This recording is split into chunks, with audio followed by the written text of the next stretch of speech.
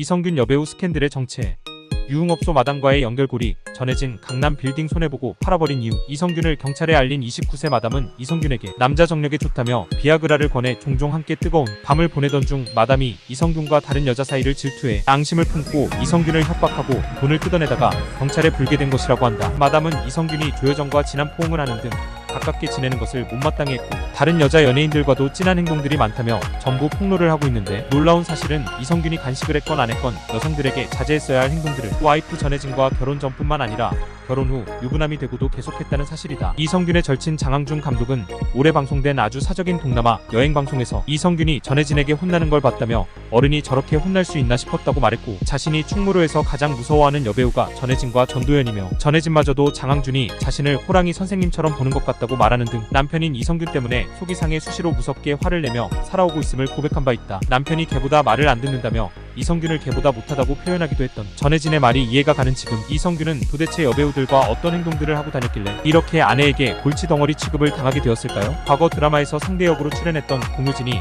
한 매체와 가진 인터뷰에서 이성균으로부터 당한 일화를 폭로했는데, 그 인터뷰 내용을 보니 이성균이 공유진에게도 조여정에게 했던 것처럼 비슷하게 했음을 확인할 수 있었다. 이성균은 영화 기생충이 아카데미상을 받은 후 뒤풀이 파티에서 술을 마시며 기뻐하던 중 순간적으로 목을 파르르 떠는 행동이 포착되어 많은 이들이 수상함을 느꼈는데요.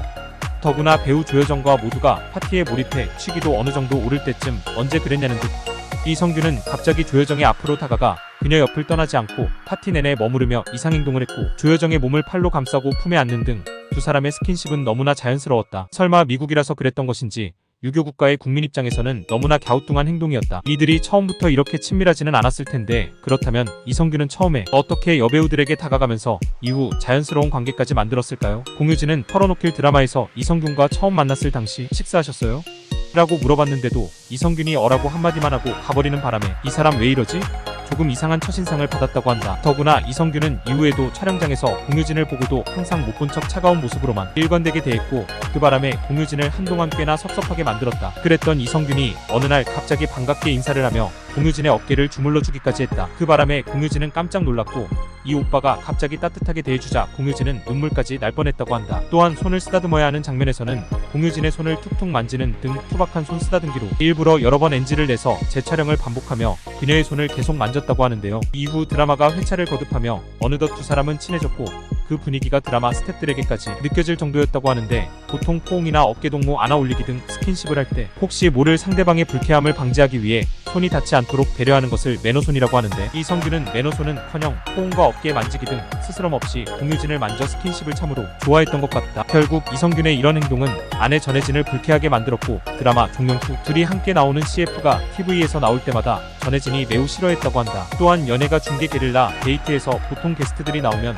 거리에서 수많은 대중들과 만나게 되는데, 당시 이성균 편만큼은 다른 게릴라 데이트와 달리 주변에 여자들만 서 있었고, 이성균은 이 방송 이상해라고 말하면서도 표정은 아이처럼 해맑게 웃고 있었다. 마지막 한 여성까지 허구해주는 장면이 아직도 화제가 되고 있다. 드라마에서 봉골레 파스타 하나, 이 한마디로 대한민국 여심을 사로잡으며 꿀성대라는 평을 들었던 이성균은 이제는 그 목소리가 느끼하게 느껴진다는 댓글이 많고, 훈훈한 외모로 여성들로부터 호감형 남성으로 인기를 얻었지만, 이렇게 뉴스에 나오는 충격적인 사건을 일으킨 끝에 이제는 많은 팬들에게 배신감을 안기고 있다. 와이프와 처자식까지 있는 이성균이 이런 일에 휘말린 부분에 대해 실망한 사람이 많다. 가장 큰 피해자는 와이프 전해진과 아이들이 아닐까 싶다. 연애할 때도 이성균이 원해서 연애하자고 해놓고는 6년째에 접어들었을 때는 전해진과 연애를 하다 보니 30대 중반이 됐다. 이 사람과 꼭 결혼해야 하나 심각한 고민을 했다. 라며 결혼을 앞두고 자기 혼자 우울해하며 매일 술을 마셨고, 이 모습을 본 전해진은 잠수까지 탔지만 결국 이성균은 그녀를 붙잡고 혼전 임신을 시키고 결혼까지 해버렸다. 그때 만약 다른 선택을 했다면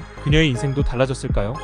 기생충 영화에서 이성균은 조여정과 관계를 하면서 여기 꼭 내 차 뒷자리 같지 않아? 윤기사 애인이 흘리고 간 빤스 있잖아 라는 말로 조여정을 자극했고, 이에 조여정은 신음하며 간식 사줘라는 대사를 내뱉었는데, 해당 장면이 이성균이 현재 처한 상황과 절묘하게 맞는 바람에 많은 이들로부터 회자되고 있다. 예술성, 오락성, 대중성을 모두 인정받아 가장 영향력 있는 감독 중 한 사람이 된 봉준호 감독의 기생충에서 그가 만든 영화의 그 대사는 현재의 상황을 내다본 복선이 아니었을까요? 전해진은 140억에 구입한 빌딩을 150억 원에 팔아 10억 원의 시세 차익을 거둔 것으로 보이지만, 취득세와 법인세 등을 고려하면 오히려 손해다. 전해진이 매우 높은 금리 부담 때문에 손해보고 판 것 같다.